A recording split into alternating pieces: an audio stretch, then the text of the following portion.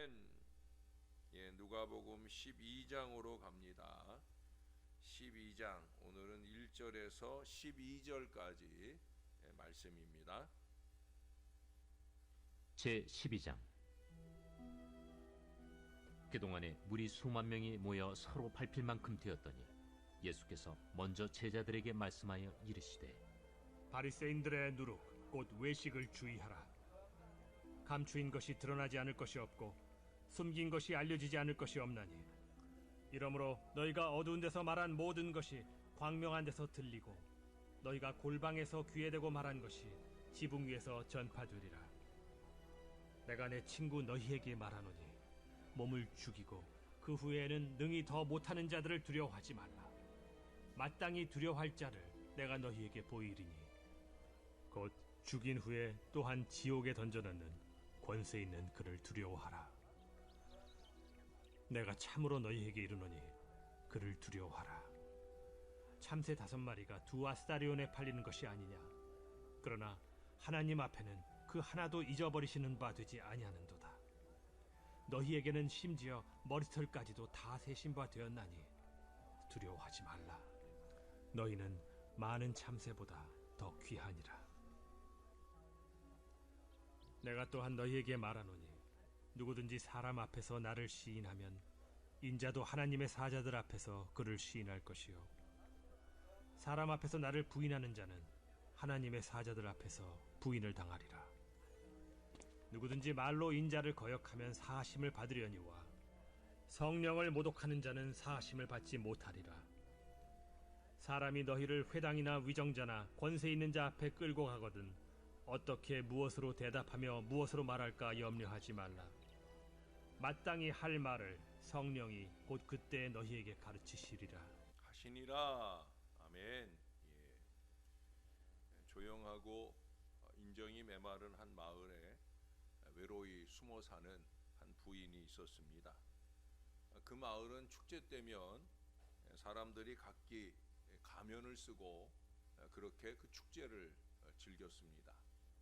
그런데 그럴 때면은 그 부인이 죄수의 딸이라는 것을 해마다 가장 흉측하게 생긴 가면을 쓴 사람이 찾아와서 잔인하게 놀려대고 협박을 하기도 합니다. 어느 축제 저녁에 참다 못한 그 부인은 이웃 마을에 사는 친구에게로 몰래 도망갔습니다. 그 친구는 부인의 말을 귀 기울여 들어주고 잘 이해해 주었습니다. 그리고 부인을 위로해 주었기 때문에 부인은 그 힘든 날을 잘 견뎌낼 수가 있었습니다. 그리고 또 한 해가 지나 축제일이 되었을 때, 이번엔 그 이전에 어느 해보다도 더 심하게 그 악인의 가면을 쓴 사람이 이 가여운 부인을 괴롭혔습니다. 지난번 위로해 주었던 그 친구가 아니었더라면 부인은 이번에도 견뎌내기가 힘들었을 거예요. 두려움이 몰려든 어느 날 부인은 다시 친구에게로 갔어요. 하지만 친구는 집에 없었습니다. 이웃집 사람들의 말에 따르면 그 친구가 갑자기 죽었다는 거예요. 부인은 울면서 장사를 지내 주었습니다. 그래서 그녀는 관뚜껑을 닫은 후 관 위에 올려놓을 십자가나 혹여 그녀의 유품들이 없을까 싶어서 그것을 찾으려고 죽은 친구의 집안을 뒤졌습니다. 무엇이 좋을까? 그때 그녀는 숨겨져 있던 상자 하나를 발견했어요. 그 안에 넣어줄 만한 것이 있겠다 싶어서 그 안을 들여다봤더니 그녀가 해마다 괴롭힘을 당해온 그 악인 모습의 가면이 그 안에 들어 있더라는 거예요. 해마다 그녀를 가장 괴롭힌 것은 그녀의 사정을 잘 알고 있던 바로 그 친구였다는 거죠. 고통과 분노로 꼼짝도 하지 않고 서 있던 그녀는 관뚜껑을 힘겹게 열고는 그 죽은 자의 얼굴 위에 그 가면을 눌러 붙였다라고 하는 것으로 이야기는 끝나게 되어집니다. 예수님 당시에도 또 오늘 이 시대에도 이런 위선의 가면을 쓴 사람들이 있습니다. 그래서 예수님은 이러한 바리새인의 누룩, 즉 낡은 신앙 방식을 유의하라 하시면서 외식을 주의하라고 오늘 말씀하셔요. 신앙 있는 채, 예배하는 채, 헌신하는 채, 그 채 하지 말라는 거예요. 누구에게 하시는 말씀이에요? 1절 하반절에 보시면 예수께서 먼저 제자들에게 말씀하여 이르시되, 제자 아닌 사람에게 말하는 게 아니에요. 제자들에게 말씀하시는 거예요. 제자다운 사람은 뭐냐? 바리새인의 외식을 주의하는 사람이에요. 꾸미고 사는 신앙을 살지 않는 사람이라는 거예요.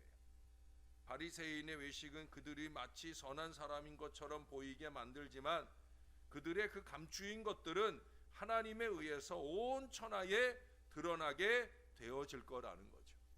속이려는 모든 시도는 하나님의 심판대 앞에서 낱낱이 드러나게 되어집니다. 오직 하나님 앞에서 온전하고 바르게 살려는 사람들만이 하나님의 사랑과 칭찬을 듣게 되어집니다. 우리의 솔직한 모습을 보이는 것은 부끄러운 것이 아니라 오히려 바람직한 것이에요. 다시 말해서 회개는 부끄러운 게 아니에요. 회개는 우리 주님이 원하시는 가장 아름다운 모습인 것을 우리는 어제도 말씀을 들었습니다. 회개가 준비된 사람은 부끄러운 사람이 아니라는 거예요. 오히려 주님 앞에 가장 떳떳할 수 있는 길이 바로 회개인 것을 우리에게 말씀해 주셨습니다. 예수님은 마태복음 6장에서 외식이 아닌 진실한 믿음 행위조차도 은밀히 하라고 말씀해 주셨어요. 하물며 거짓에 가면은 더욱더 안 될 일입니다. 척한다든지 체한다든지 이것은 우리의 신앙을 체하게 만드는 거예요. 다시 말해서 신앙의 소화불량에 걸리게 되어진다 이 말입니다. 이 체하는 이것이 하나님이 범사의 주관자라는 사실을 인정하지 않는 불신앙인 거예요. 그렇잖아요.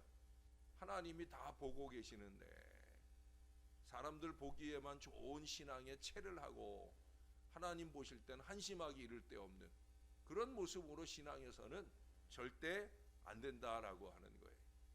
여기 5절 하반절에서 주님은 당부하시죠. 곧 죽인 후에 또한 지옥에 던져 넣는 권세 있는 그를 두려워하라. 내가 참으로 너희에게 이르노니 그를 두려워하라. 여러분, 목사를 두려워할 거 없어요. 목사의 눈치 보면서 슬금슬금 눈치 보면서 어리석게 행하고 거짓으로 행하고 그럴 필요가 없다는 거예요. 여러분, 누구를 두려워하라고요? 하나님을 좀 두려워하라고. 하나님을 좀 두려워하시기를 바래요. 사람들은 현실에서 느껴지는 고통이 가장 크게 다가옵니다. 그러나 우리에게 기억할 것이 있어요. 하나님께서 우리의 모든 것을 주관하시며 권세를 가지셨기 때문에 그의 뜻이 이루어진다는 사실이에요. 육신에 있어서 우리를 주관하려는 사람들을 두려워하지 않아도 되는 것은 우리의 육신뿐 아니라 영혼까지도 주장하시는 하나님이 우리의 구주이시기 때문에 그래요. 우리가 하나님을 두려워할 수만 있다고 하면 우리는 세상을 두려워할 것이 없어요. 하나님 보시기에 좋은 믿음의 삶을 살 수만 있다고 하면 굳이 사람들 앞에 꾸미고 외식할 필요가 없다는 거예요. 우리의 있는 그대로의 모습으로 우리 하나님을 기쁘시게 할 수 있는 그 믿음을 살아야 된다는 거예요. 그가 원하시면 우리의 일뿐 아니라 세상의 모든 일도 자기의 뜻대로 이끌어 가셔요. 그러므로 그에게 모든 것을 맡기고 우리의 생활에 열심히 살아가는 것이 가장 바람직한 신앙인의 모습이라는 거예요. 여러분, 예배를 좀 열심히 하셔요. 여러분, 헌신을 좀 열심히 하셔요. 여러분, 전도를 좀 열심히 하셔요. 여러분, 좀 기도를 열심히 하셔요.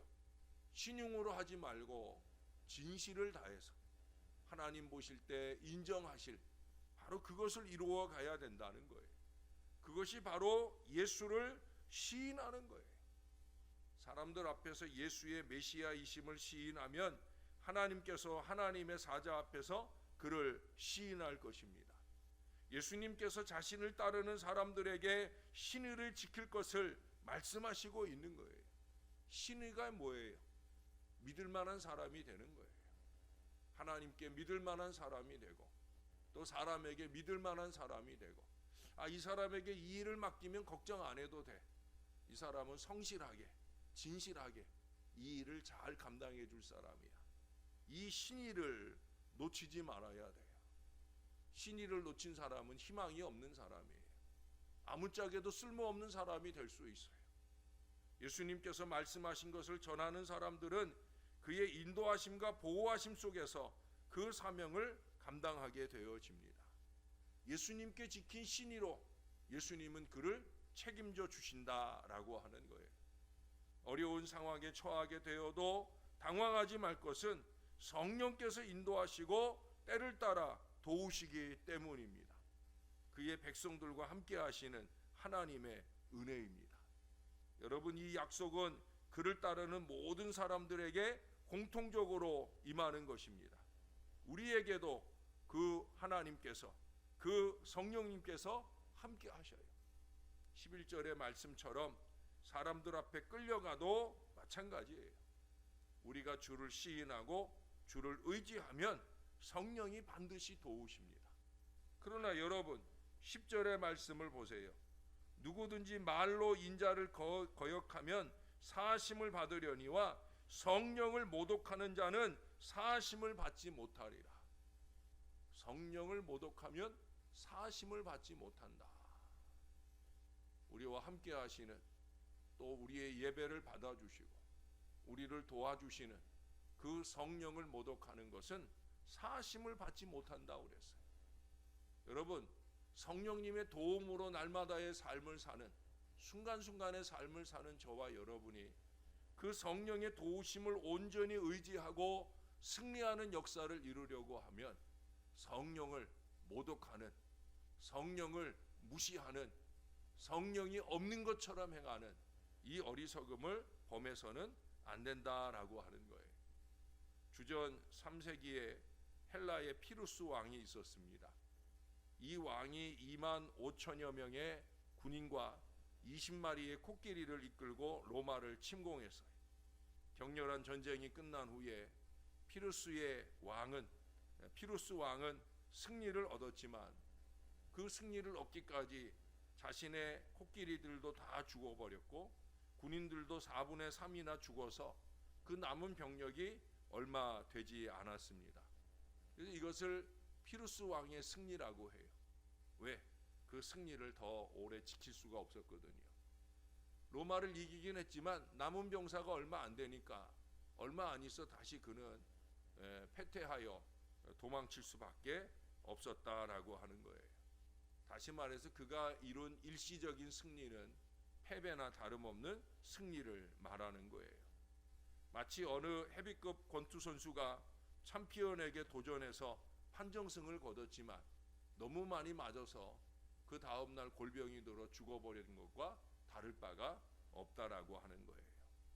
여러분, 예수님의 제자들, 예수를 제대로 믿고 사는 저와 여러분들이라면 그리스도가 없는 인생은 피루스의 승리와 같은 거예요. 아무리 노력하고 수고하고 신용을 해도 결국 돌아오는 것은 패배밖에 없다는 거예요. 매우 소중한 것으로 생각했던 그 승리의 전유물이 사실은 아무 쓸모없는 것으로 판명나는 경우가 많이 있다는 거예요. 세상의 부귀와 영광이 바로 그런 것입니다. 잠시 잠깐 사람들 앞에 자랑이 된 그 어떤 것들도 마찬가지예요. 사람들은 예수 없는 인생은 헛되고 헛되다는 것을 나중에서야 깨닫는데, 여러분, 우리는 제대로 깨닫고 살아야 되지 않겠습니까? 우리는 미리 알고 싸워야 합니다. 예수 없는 승리는, 예수님의 진리 없는 싸움은 의미가 없다는 거예요.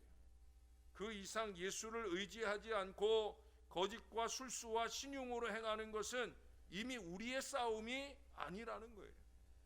그것은 이긴다고 해도 부끄러움밖에 되지 않죠. 여러분, 성령께서 온전히 도와주실 수 있도록 우리 하나님 앞에 부끄럽지 않은 선한 믿음의 싸움을 기쁨으로 감당하는 건강한 주님의 제자가 되어야 합니다. 매 순간순간 주님의 기쁨을 이루는 그 믿음을 통해 하나님께 영광이 되고 하나님이 주시는 승리로 행복한 저와 여러분들의 신앙이 될 수 있기를 우리의 구주 되시는 예수님의 이름으로 간절히 축원합니다. 기도하겠습니다. 주님, 우리가 잘 살고 있는 게 맞는지요? 하나님께 드리는 우리의 예배가 영과 진리로 드리는 그 아름다운 예배가 되고 있는 게 맞는지요? 우리가 드리는 찬양 한마디, 우리가 드리는 간절한 기도 한마디라도 그것이 우리 주님이 귀 기울여 들으실 진실한 신이 있는 믿음의 태도가 맞는지요? 늘 주님 앞에 점검받는 하나님의 사람들이 되게 하여 주시옵소서. 우리가 아무리 신앙 있는 채 해도 우리 하나님은 다 아십니다. 우리의 신앙이 참 제자의 신앙인지 아니면 성령을 모독하는 신용인지 우리 하나님이 다 아시는 것을 잊지 말게 도와주옵소서. 세상의 허접한 인생들을 두려워하지 말게 도와주시고 크고 작은 상황과 환경의 어려움들을 두려워하지 말게 하시고 우리가 항시 하나님을 두려워하며 행하게 도와주시옵소서. 하나님 보실 때 내가 지켜야 할 것을 항시 지켜내는 이 믿음의 성실함으로 신이 있는 삶을 통해 하나님께 영광이 되고 우리의 삶에 기쁨을 주시는 은혜가 더 넘쳐나게 도와주시옵소서. 주님의 이름 부르려고 오늘도 왔습니다. 이 시간 여기 이 자리에서만 아니라 매 순간의 삶을 살아가며 끊임없이 주의 이름을 부르게 하시고 우리가 이름 부를 때 우리의 소망으로 다가오시는 우리 하나님께서 우리를 도와주시고 큰 승리와 역사를 더해 주시는 놀라운 은혜가 넘쳐나게 도와주옵소서. 아직도 크고 작은 어려움들이 우리를 엄습합니다. 육신의 질병과 고통이 우리를 괴롭게 합니다. 예수 믿음으로 살고 예수 믿음을 증거하려고 사는 우리의 삶에 끊임없는 사단의 역사들이 이어집니다. 두려워하지 말게 하옵소서. 우리가 하나님을 두려워하는 그 믿음의 진실함으로만 행할 때는 우리는 어느 때든지 이길 수 있음을 믿게 도와주시고 하나님만 두려워하며 세상을 이기는 승리의 사람 될 수 있도록 오 하나님 우리와 동행하여 주시옵소서. 오늘 오후에도 전도하려고 합니다. 부족한 저희들을 한자리로 모아주시고 뜨겁게 주의 복음을 전하는 일에 역사가 나타나게 하여 주옵소서. 사람들의 얼굴에 웃음을 드리워지게 하시고 사람들의 영혼에 햇빛 같은 주의 은혜를 안겨주는 복된 걸음이 되게 하여 주옵소서. 지난주에도 한 영혼이 구원을 받았사오니 이번 주에도 꼭 그와 같은 은혜와 역사가 일어나도록 주님께서 일하여 주시옵소서. 언제나 주님을 의지합니다. 그래서 주님께 감사합니다. 예수님의 이름으로 기도합니다.